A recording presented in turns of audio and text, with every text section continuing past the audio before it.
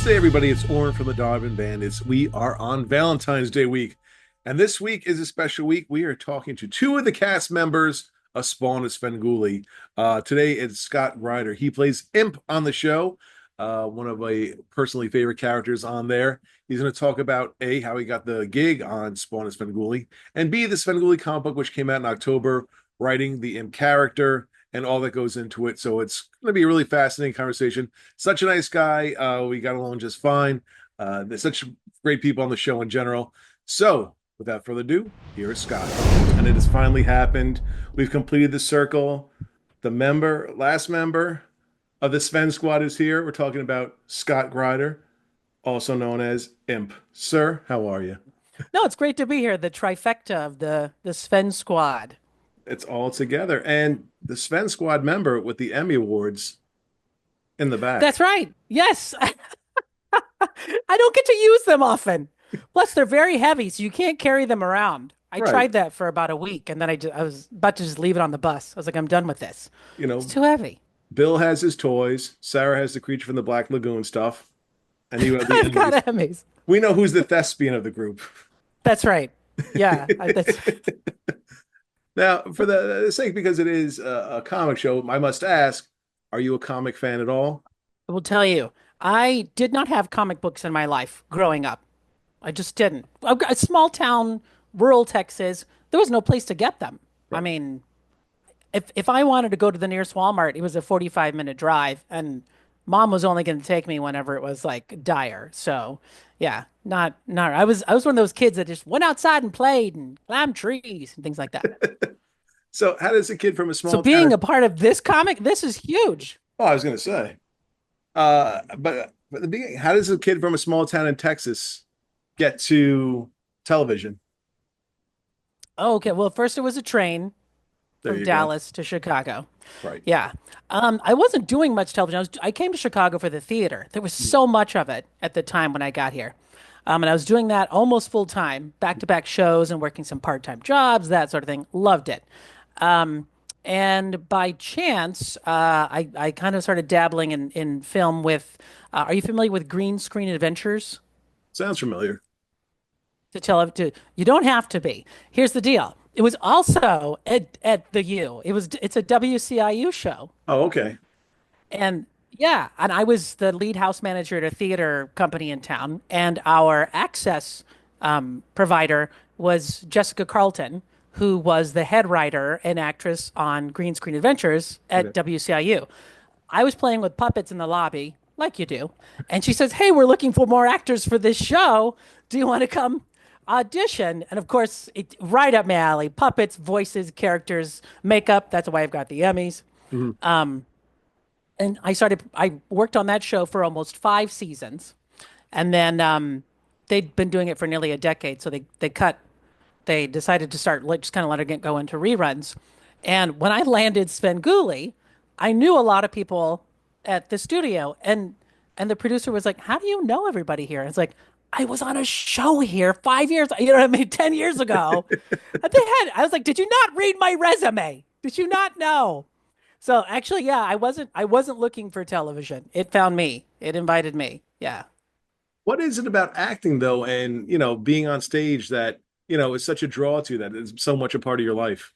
I will say that I first started acting when I was 5 years old. It was a church play. We were doing the Nativity, and I was an angel who got a speaking role. What are the chances? Big I crew. was. But I think just always being my personality has always just been outgoing, Mhm. and has been. I think connecting with other people it's kind of my lifeline. If I go too many days without talking to somebody, I just so I think that when I realized that in a theater setting you could talk to lots of people, that's kind of when at a very young age, I became hooked. What I mean, besides what's going on now, what's the best role you had, the one that you really put your heart into and it really hit you the most? For me, it was I like working alone. I don't like working with other people. No, I'm kidding. I love people. People are great. People are great.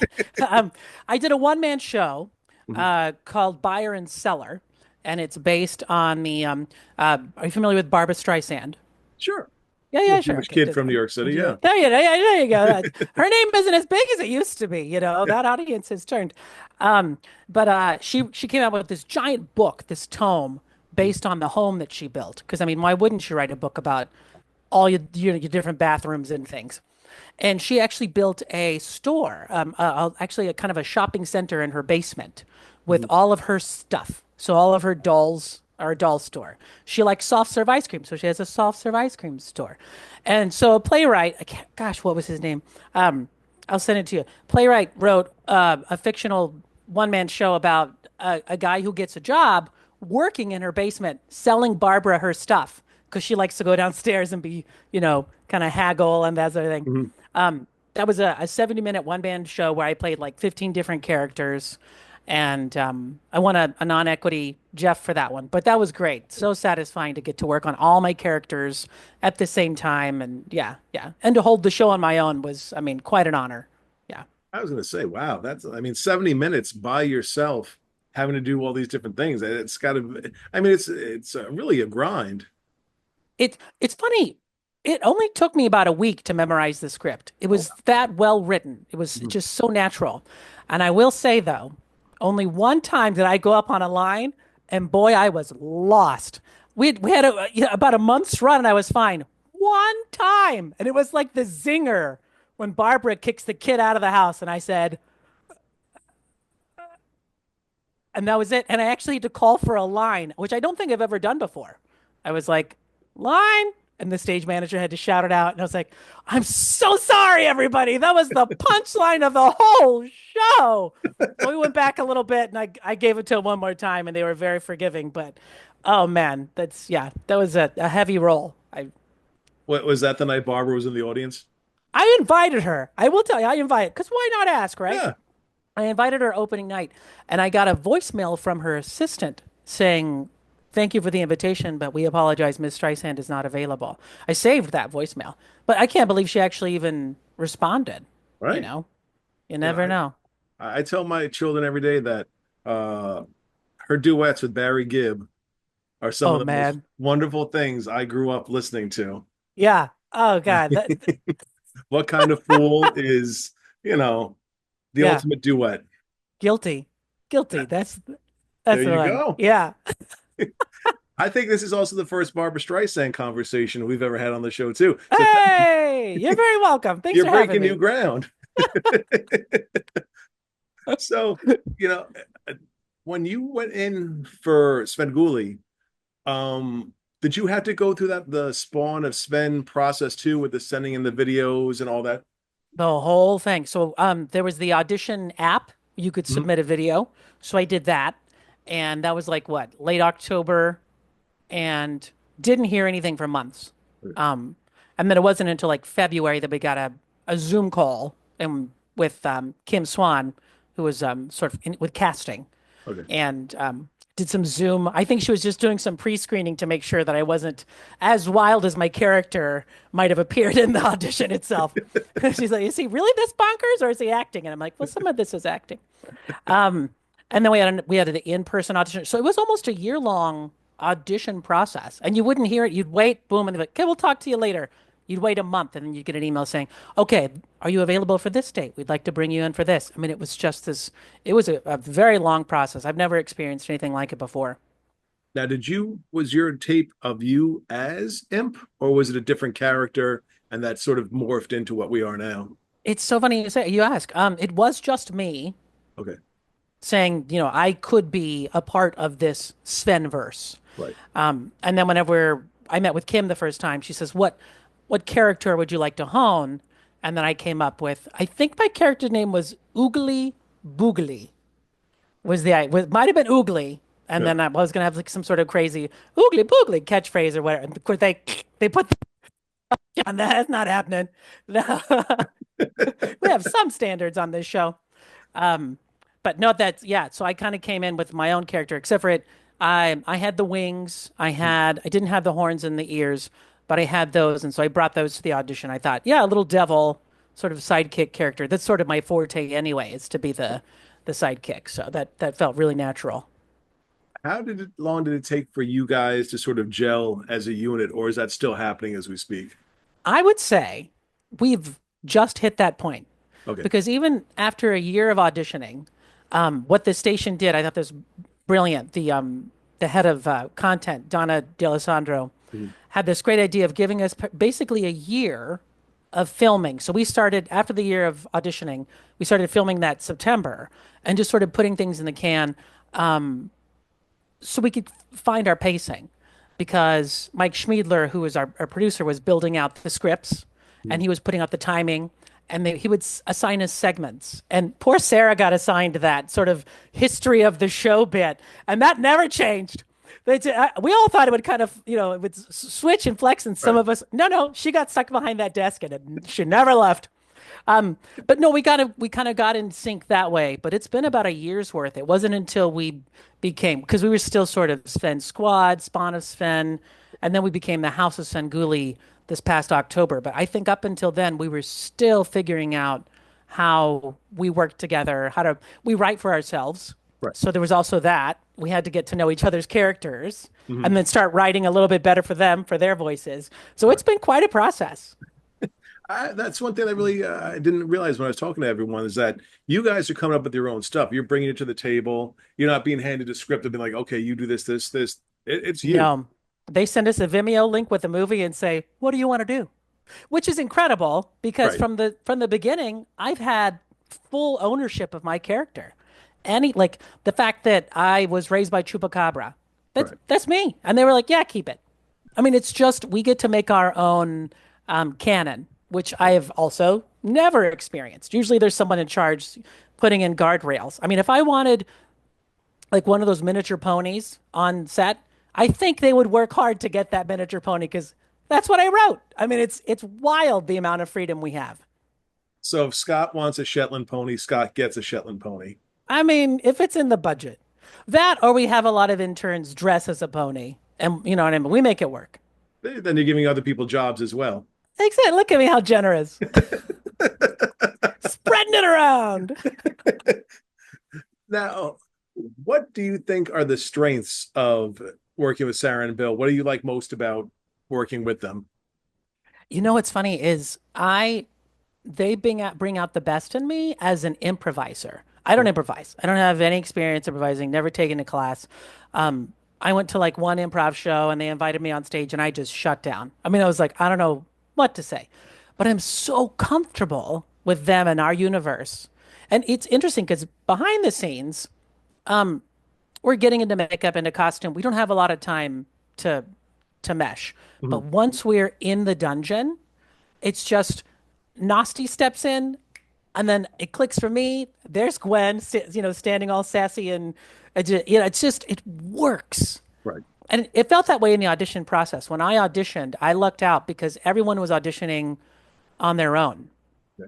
and we did kind of run through the audition with Bill Leff. He was Mhm. actually as Nasty. Oh man, he was hitting us hard with all this improv. He was testing us. I was like, "Don't cry, don't cry, don't cry. Have fun, just have fun." But I happened to audition just after Sarah. And so when we were walking out, they said, "Hey, wait, you two, do you want to just play a little bit together in the dungeon?" And we improvised something. I don't know if Sarah mentioned this before. Mhm. And then that clicked, and Nasty was there. And you could just feel that the stars were aligning, to something special. Yeah. Yeah, one of your co-stars, I won't mention her name, but she said that you would be the perfect Wiggle. Wiggle? Like the kids show Wiggle? Yes. I don't know. Oh, okay. Um, how do I? Sure, if the Wiggles are hiring, if they need another Wiggle, I'll wiggle. I mean, I'll do anything for I think for some screen it's your time. energy and your enthusiasm that you bring that it's contagious. I think that's, the compliment she was paying you. It's well, I guess so. I do move a lot, and I turns out I sing a lot. We just hired someone at the company where I work, and they were like, "Do you always sing?" And I was like, "I suppose I don't know. Do I? Tell me if I mean I guess have I stopped singing? I don't know." So I could be I guess I could be better than one of those. What's the ones oh gosh, better than a Teletubby, I guess. True. I mean, that's the moneymaker right here. You don't want to put Yeah, I a don't want to mask put on that. yeah, that's unnerving. when you get the job, is there a little bit of nervousness because Svengoolie has a large following, everyone's very loyal to him, and suddenly things are expanding? Is there any nervousness on your part, like, Are okay, you how's it gonna kidding? fly? Are you kidding? We felt like we were on the chopping block any second. That if they if because the his audience is so loyal, Yep. if they said no, you're out. Right. I mean, that's, they have supported this franchise for so long. Mhm. They're the viewers. You have to listen to them. Right. They're so important. And when we started, because there was a little confusion, I think, as to why they were bringing us on. Mhm. And so it was a matter of like, are they replacing Sven? Is Sven gone? Is he? There was never a statement that came out from the Sven team saying he's not going anywhere. They're just because the fan base was growing and there was such more of a demand for content. That's why you need more people so that you can churn out more entertainment. Right. But there was a little bit of prickly start there because I was like, "Who are you? What do you think you're doing here? You're not going to be Sven." It was like, "Oh no, I don't want to be Sven. I'm just so happy to be here as a part of the Svenverse." But yeah, there was a definitely very nervous, and we'd sit backstage and say, "Oh, I hope I'm backstage," but in our dressing rooms, and I Right. hope they like this. Oh, we're gonna check the socials, check the feeds. What are they saying? And I'm sure you're even familiar with this. Depending on the platform, there's a whole different energy. You Oh, know what I really? mean? Oh, sure. Facebook has their own, crowd, and then Right. Instagram, TikTok, I can't even keep up with. I don't know if it's still around or not, but that thing is just wild. I mean, it's just the people are sliding and poking and left and right. I don't know, faster than I can. My head is spinning. It's like The Exorcist.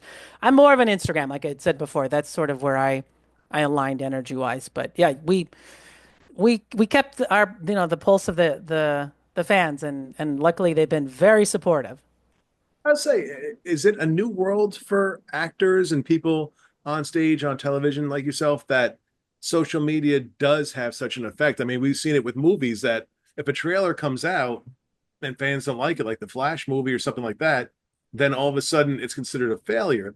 Like Yeah, before, even before it opens. Yeah, right, exactly. Yeah. Um, for me, I think like with Sarah Palmer, she has such a social media following. right, I'm sure she's really kind of got her ear to the ground as to like what's like the best way to right, connect with her fans. I'm not producing that kind of content. right, So for me, it's just like I'm just having fun, you know. right. Yeah. But it's fun to get a few messages from fans through that platform being like, "Hey, I love what you're doing for the show and what you're bringing with your character." And that I'm always like, "Yes, let's go for coffee. How can I send you a shirt?" I love merch. I don't know if you've noticed, but I love merch. Just a little bit. Oh my gosh, was that a Oh my, Svengoolie I have cup? like a whole shelf of mugs and yeah, I've got all the t-shirts, the Now, tote have you bags. been recognized on the street yet? A couple times there Nice. was I was walking by the Palmer house and one of the concierge people was like, "Hey, you're that little guy from television," and I was like, "That's me." And then oddly enough, I was at a cabaret, Okay. um, and it was at the what is it called the Park West over Okay. in it's kind of downtownish, sort of Gold Coast, big Mhm. venue, seats like 500. And the show ended. I was putting my jacket on, and this hulking human being comes up to me, and I'm like, have I been sitting in your chair the whole time?" And he goes, "Hey, I really like what you're doing for Svengoolie." And I was like, "Oh, thanks, man." And then he pulled his arm back and he's got a big Svengoolie tattoo. And I was like, "Yeah, rock on." So, I mean, if I got his vote of confidence, I'm set. You know, are Yeah. you going to put on your business card the little guy from TV now? It's So that that little way, guy from. Yeah. yeah, Oh, wait. And once I was at a birthday party, I totally forgot. yeah. And I was talking to someone, and someone turned around and goes, "I thought I recognized that voice. You're on Svengoolie." And I was like, "Yeah." I when I was auditioning and talking to Kim from casting, and they were like, "Okay, we'd like to move forward with talking about contracts." She says the producers would like you to keep the voice, and I was like, "Yeah, that's a character voice. That's not my voice. So I've been putting that on." you're like the Macho Man Randy Savage of Yeah, Svengoolie, that everyone thinks they're putting on a voice, but It's just you It 24/7. it's just me. Yeah. uh, First impressions of meeting Rich Svengoolie. I will tell you this. So I knew Rich in passing from when I was doing green screen. And so he was just Rich. I never really saw him in costume. He was just the nicest guy. Mhm. And his director, Chris Faulkner, was our director. So there was a little bit of crossover when I'd go to Chris's desk and you'd see all the miniatures and the action figures and the merch kind of piled up. So I got to know him just a little bit Mhm. before. But when he came in to the studio that first time as Sven, I took a knee because I mean you're with royalty. Yes. I mean the nicest. And he and Jim Roach, who's Mhm. I think the executive producer for the show. Mhm. I've just known Jim also from my green screen days. He's just a friend. You know what I mean? It's so hard to, but they are nonstop. They're Lowell and Hardy. They're the Three Stooges. I mean, I'm surprised we get any filming done Mhm. because with them on the set, it's so hard to keep a straight face because they're always joking. The puns. There should be like a pun jar, and they have to put a quarter in because we would have just a whole pantry of jars full of coins. They don't stop. I want But to yeah. I want to talk a bit about the comic, but just because he's such a frequent guest on our show and a man I consider, like a big brother's friend's cousin's barber. I'll talk about Bill Leff. Oh Uh, no. yeah, This interview is over. difficult, difficult to work with. I know a bit of a diva on the set. A monster. I mean, for the MDA that you signed, what nice things can you say about him? Uh, he is Bill. Right. He's a person There you go. There and you he go. has facial hair. Uh, you. How do I don't. I don't know if What's he gonna say? He's a lot cuddlier than you would think. And you know him as Nasty, and know him as the cartoon Mhm. curator. He's just the most charming human being. He's just you want to be with him all the time. Yeah. And there's something percolating he's cooking, and he's just an encyclopedia Mhm. of all things: movies, television, comics, toys.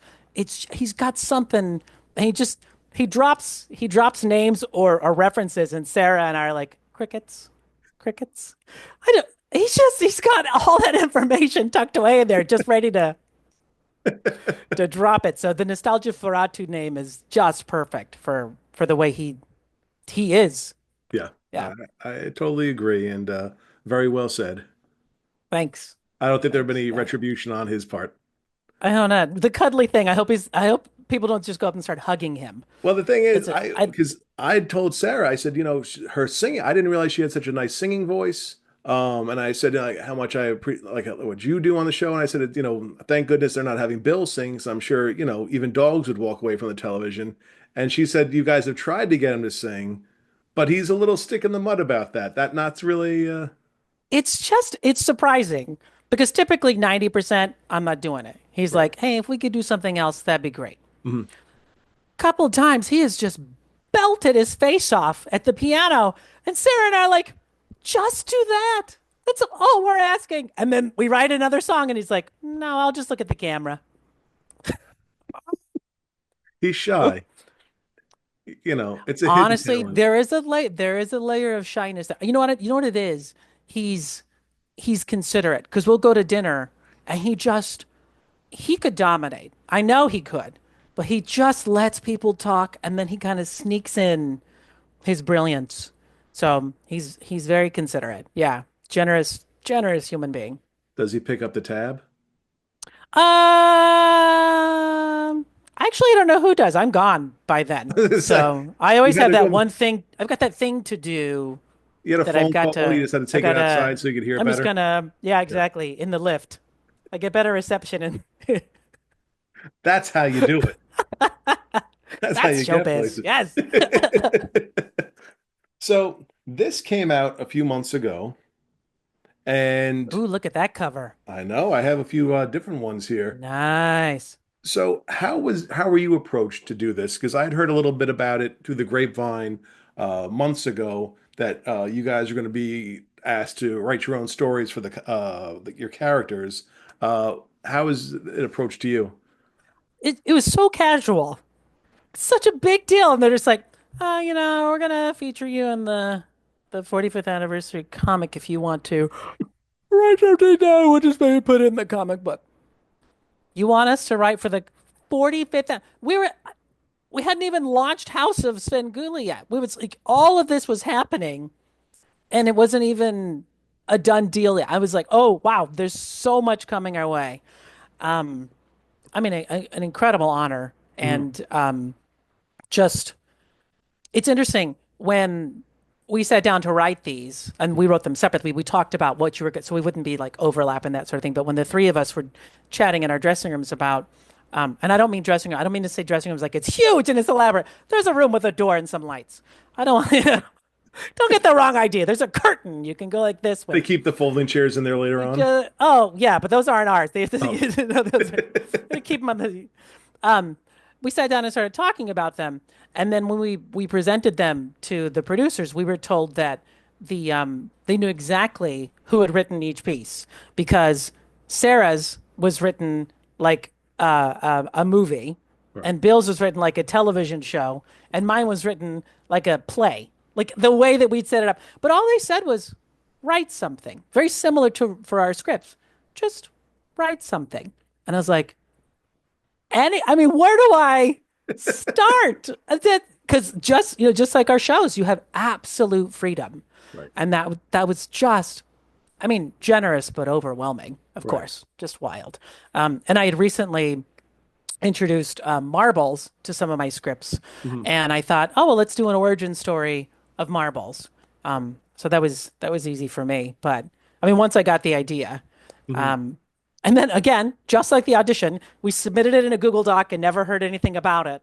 And then I was having coffee sometime, and I thought, wait, that comic book's going to drop in about a month. Hey, whatever happened to that comic book? And they're like, oh, yeah. And then they gave us the panels and their Yeah. drafts and things, and unbelievable. I was like, this is exactly like what I wanted. Even the graphic style was just what I wanted. So take me through, I mean, because when you're playing this role at the beginning, did you have something in your mind of like, okay, who is this person? How did he become what he is? Was it the same what you created when you first started doing the character to what you put down here, or has it evolved as the character has evolved? It was, I think, because we initially auditioned. It sort of evolved, but there's a lot of grounding in the initial audition, Okay. because that just felt like it worked. Right. And a lot of my shtick was to kind of pop up into the audition screen and then pop in and things. Right. And so that sort of fed the story of me sort of just popping up in the dungeon, Mhm. no questions asked, like someone had left a vent open or something. I popped up and I was like, well, no one's in, I call it the dungeon's dungeon. Right. That's where I live. Basically the storage space where my Uncle Sven saves all Oh. of his stuff. And since there's no one's down there to tell me to move out, I've just kind of stayed, you know? And I think that all of that, because they gave us that freedom and just kind of feeling what works, Right. that stuck. So that um, I was very lucky when I came in, when they decided to contract us. I got to meet with Rachel, the costume designer, and she says, "What do you want?" And I was like, "I want to keep the wings. Mhm. Hey, I'd like horns. Ooh, I should have pointy ears." Yeah, it was just this, and they were like, "Yeah, sure, okay, that's great." I mean, again, so much freedom, unheard of. That's Yeah. awesome. So when this finally comes out and you get your hands on it, is that a thrill to see, okay, I've become a comic book character at this point? Yeah. Okay. I mean, like I said, I love merch. I bought it in bulk. I'm sure people were like, "Where are all the comic books?" And being in Chicago, like Graham Cracker Comics, I Mhm. went to everyone, Yeah. taking pictures, asking if anyone wants a signature. I was obsessed, just wild about it. It's unreal. Right. I mean, you can smell it. It smells like a comic book. Hmm. Yeah, yeah, wild. I mean, that's the one thing I really loved about it. And you hit the nail on the head with what you said there, that it's that old school comic book Oh, paper. So when you so open it up, satisfying. it's yeah, it's that it brings back so many memories of, oh, okay, this is something so cool. Any chance you guys are doing cons to promote the book, to sign the book, or appearances, You or is know, so much is happening so quickly. Mhm. I think, and this is like unofficial, but what it's felt like, they wanted to make sure that because the first year we were making little appearances on the main Svengoolie show, because we wanted to introduce our characters to his beloved audience before we launched in the Bonanza with House of Svengoolie. And so there's just been sort of this release something, take the temperature. Release something, how's it going? You know. So we have been talking cons since we got contracted. right? But I love that a lot of that is also, is there enough pull, traction? Will people know us if we show up to something with a, you know what I mean? So I Right. think we're kind of getting rooted into the Svenverse before we really jump into that. With House of Svengoolie, when that's announced and when that's pitched to you that okay, the three of you are gonna have your own show, what's the first thing that's going through your mind about okay, we have to fill 2 hours of a television show? Easy peasy. We've been doing it for a whole year. We don't give that kind of practice time. They Right. gave us that time, Hmm. and it. I will say, I was kind of bummed because we put a lot of effort, a lot of literal blood, sweat, and tears into these first, the ones that are probably in the vault and will never be seen for that first year. And you think, oh, some of these movies are just awful. It's so sad that the audiences aren't going to be able to suffer with us through what we suffered through.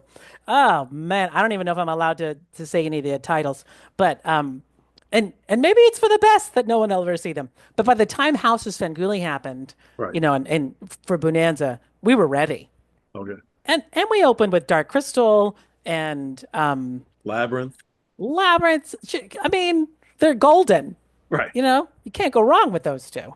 I was hoping you weren't referring to Labyrinth and that schlock of movies because my David Bowie loving heart would break right in front of you, and this No, conversation would end. it was all the schlock before that.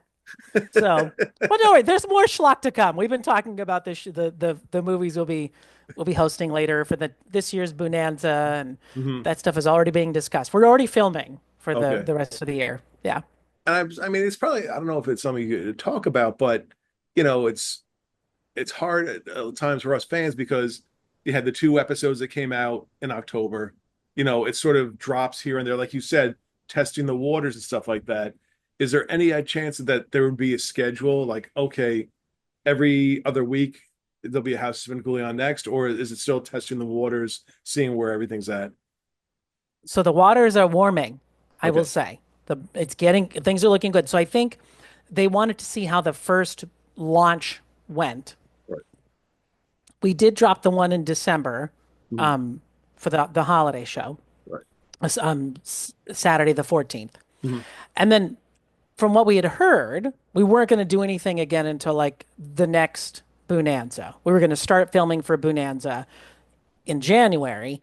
Mhm. And then the studio loved the reception so much, they then said, can we start dropping a movie every month? And can we add a day of filming? And on these 2 months, can we try to film two movies? So now this is good. I'm Right. taking it as a good sign that they want more. So I think there's going to come a time where the double features will happen a little more frequently. We just hadn't produced enough content to Okay. meet that demand. And I think it was again just a matter of like, look, we're invested in you, but we don't want to, give you so much that you're inundated and then we don't use it. You know what I mean? They Exactly. were kind of respecting our time while also Mhm. checking, the audience response. And the interesting thing is, and we spoke a little bit about it before we got on camera, is that with all you guys, you know, you do this, but you also do a full-time job too. This is something you do on top of an everyday gig, which I think, you know, a lot of folks might Right. think, oh, well, this is his job. He works every day doing stuff for this, but you have, you know, it's a hustle too it's a working actor. Oh yeah. I've got that full-time job that has the insurance. You know what I Right. mean? That's it's and I'm very fortunate. I work in the arts, Mhm. so they understand when it's a matter of I've got to take 3 days off to film. They're like, good, go have fun. Right. You know, they're very supportive. And I work for a nonprofit, and the board's like, let us know when you're on television and how do we stream. And so I'm getting nothing but support from the day job. I don't That's know if I was a teller, if they would be as excited, you know, or a dentist, if that was oh. my full-time a dental hygienist, maybe they wouldn't, I would tell them about it because they would have no choice because their mouth would be pried open. I'm like, and on this next episode. But yeah, I'm I think that'd be interesting. very fortunate to be in the same field for my day job, so they get it. Yeah. Uh, Yeah. what I know Bill has his toys, Sarah with the makeup, and she also loves the horror films. What's your hobby? What's the things that you do on your free time? Interesting. Okay. Okay. No one ever asks me this. This is Really? great. This is exciting. Um, so I do puppets. Puppets is Mhm. a passion of mine. When I have an idea, I build my own Okay. puppets. I design them, and when I was first approached to perform with Green Screen Adventures, there was a piano bar in town, and I was doing a monthly show called Simply Scotty. And it was me, and I would sing duets with my puppets, and I had been doing it for almost 10 years, actually. And Mhm. so we had a recurring audience, and they would bring their puppets, or they'd sing duets with the puppets. So puppets have been a big, big part of my life. So I'm glad that I'm getting to incorporate them into Sven. But I think kind of the underlying thing is the singing. I Mhm. mean, you give me a good karaoke bar, I'm there. I love karaoke. That's sort of my thing. If you want to spend some time with me and get to know me, invite me to do some karaoke. Things are going to get out of control. Um, Now, it's what are your go-tos? Is it 80s? Is it 90s? What's when Scott's at the karaoke bar, what's he picking? I'm going for the hard-hitting divas. Oh, I mean, you're getting Adele, you're getting Tina Turner, you right, know, it you're getting a little bit of Celine Dion, depending on if I've been talking a lot during the right. day, that sort of thing. Yeah. Liza, Judy, you're getting all those big belters. So you're not Yeah. just stumbling through some Journey song. You're out there Oh hitting no. notes, I and it's got a performance. I'm putting on a show. Yeah, I there used to be more piano bars. When I moved here in '05, I mean there were maybe 5 or 6 piano bars you could go to. And Mhm. now there's like one jazz club that has an open mic. Most of it now, you're not singing with a pianist like you used to. You're singing with a machine. Right. Yeah. I need to ask, just jumping back for a second. How does one get into creating puppets? What happened that you said, you know what, this would be a kind of a cool thing for me to do? Sheer boredom. Wow. Absolute boredom. I was at that same theater. I was the house manager, and we started renting our space out to some organization at like 8 a.m. Mhm. Now, theater people don't want to get up before noon. When I was in college, my voice teacher was like, "You've chosen the right profession. As an artist, you never have to get up before noon. You'll stay up till 2, and And I was like, "Oh yes, I can't wait." And I guess I studied with Bella Lugosi. I'm just going Oh to tell you, my wow. voice I was teacher was gonna Bella say. Lugosi, obviously. And so getting up that early, I was cranky. And Mhm. I would work until like 10 p.m. the Mhm. night before, and then be like, okay, now you got to come and do this morning gig as well. And I was like Googling online just stuff, and I found puppet patterns. So that weekend, I got some leftover fleece from a shop up in Evanston, Mhm. and I just started cutting it. And you YouTube, how do you sew up, a seam? Okay, I got that. And the next thing you know, I had a puppet, and then I had 20 puppets. I mean, and then I was making custom puppets. People were like, "My mom's turning 80. Can you turn her into a puppet?" Mhm. That sort of thing. Or I'm getting engaged and I'd like my fiance, I want my puppet to propose to my fiance. Just the people on Etsy, they ask for all sorts of stuff. I'm not on Etsy anymore. Don't go looking for me. I'm not on Etsy. It became too much. You're too famous for that now. You can't sit around all That's day what it making is. puppets. You No, get you. although I would. Oh man, it's Oh. so much fun. Now, Yeah. is marbles your own creation? Yes, Okay. from scratch. And so that's pretty awesome that you got to bring him in and make it a part of what you're doing now. Yeah, and again, it's one of those things where I what's that the phrase, don't it's better to ask forgiveness than permission in a way. I Right. just like wrote him in, I built him, and I brought him, and it's just, and here we are. No one has had anything otherwise, but and we actually just filmed this last month. Filmed a wait, 1 month, January. So Yeah. just last week. Was that last week or the week before? We just filmed another movie that incorporated a new puppet Oh, that okay. I've built as well. So yeah, so It's it's all getting coming. it's scratching that itch in so many ways. I love it. And well, one other thing that you have besides a comic book and is you have, I'm not going to grab it now because everything will fall down. Action figure. Yes. Now, I carried that around for a long time too. That's easier to carry than the Emmys. Um, oh, I would just bring that. I'd go out to dinner with people and I would just, but it's interesting because what was it that I can't remember the bit that I was doing on the original Sven. I feel like it might have just been part of an audition, but I still have it with me. I created my own action figure for that's some funny. silly little bit. I can't remember. Those are my wings. Can't remember what the bit was, but I was like, oh, look, it's me. I'm an action figure too. Um, what I should do, you know what I'm going to do? I'm going to sneak it onto the set.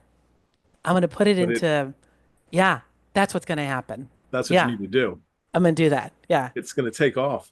Either that or make it into a necklace so you can wear it at all times. So then people start saying, hey, where can I get that? right. It Yeah, looks and you can. professionally made. Doesn't it though? It's a one of one. Oh man, it still smells like Sharpie marker when because that never goes away. Love that smell. Yeah, we're action figures now. We're miniatures. Comic books, action. All you need are trading cards, and then you'll have the nerd We trifecta. we're already talking about it. But do people still do trading cards? I Oh feel yeah, like there's a market for it. okay, okay, I'm in. I think I even told Richard Jim that, if you have the packs of cards and maybe like one in every couple of packs, an autograph card by one of you guys, then it makes people want to buy it to get all the different autographs. That's a great idea. Yeah. Mhm. I was hoping they would turn us into a board game. I also love board games. And with those miniatures, I'm not talking Monopoly. No. There's so many Monopoly spin-offs. No, it's like some sort of dungeon crawl. You know what I mean? Mhm. Sort of like a box D&D sort of thing Right. where we go into the Sven dungeon and we have to like save Kerwin or something, you know? You roll the dice and I don't know. You transport. I don't know. Maybe it's a giant shaped like body, shaped like the coffin. You know what I mean? Oh, And you're walking into I don't know. there's so many marketing. I mean, and it is true. There are so many marketing opportunities because, fans have connected with you guys. The merch that you guys sell, like when you had those mystery boxes, they sold like that. Yeah, They're a hot commodity. So when you guys put things out, it's not like it sits on the shelves for a while and MeTV's like, well, what do we do now? It's very popular. well, my next, and I'm wondering if this is in the universe. I'm going to say it out loud, and hopefully this will kind of help churn the atoms and Mhm. molecules to make it happen. At one moment, the producers asked if they could take Marbles out. I don't know whatever happened to him, but he came back. He seems fine. He didn't have Right, any. I'm hoping plushies. If we could get some Marbles keychains or something like that, right. that would be awesome. Yeah, They made the Toonie plush, so why not make marbles? make some marbles. Yeah, That's all I got to do, and maybe yeah. figure of you to go with it, like a My Buddy Oh, God. figure. Oh yeah. Oh, see, that's the other thing. A lot of this stuff has that sort of like vintage toy feel to it, Mhm. I feel. You know what I mean? Yeah, I like that. That's See, classy. I'm making you guys money with these ideas. That's yeah. We'll talk about your cut All right, thank you. when I see a part of it. Once you get your first million, then you'll Yeah. have your new assistant call me, Yeah. and I'll get the Kohl's cash for $30 Woo, yeah. to get myself some new Coupon. socks. An IOU. So, anything else is going on with you? Things that fans can look out for? Gosh, at this time, there's so much Sven that we're working on. That's really what I'm focusing on. Right. Um, New Year, I haven't done a live show in a while. So New Year, I'm looking to get back onto a theater stage. Mhm. Um, but I'm hoping that can work. The thing is, we're filming more days, which also means more writing. We meet every week to Right. discuss our scripts and our bits and things. And Mhm. so to to layer on another performance endeavor is just um it might be a little bit more than my little impish self can handle. I mean, I got a lot of energy, and I'm down to only 2 cups of coffee a day. There used to be a whole carafe gone, but now it's just 2 cups. Now just going off of natural energy. That's right. Well, I want to first say congratulations on all the success you've had. I know, you've worked so hard and the whole team has worked so hard and it's really found a foundation with fans. And, thank you for all the hard work you guys put in for us fans because we truly enjoy it.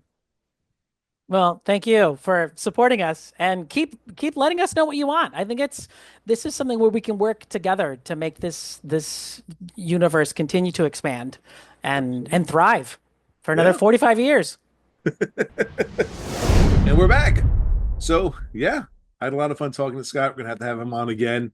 Talking about how he put together the story itself. He'd never done anything like this before, and I think if you look at the comic, they did a great job. They're fun stories. It's a quick read. They did so well, and this is also somebody who creates puppets. You don't see that very often, and he does a great job. His puppet is on the show as well. So, Scott, thank you so much for taking the time. We'd love to have you back, and stay tuned this week because one of the most popular guests we've had is returning. You'll find out tomorrow. So have a great weekend or a great week, I should say. Yeah, I'm getting old, folks. That's what happens. And we'll talk to you soon.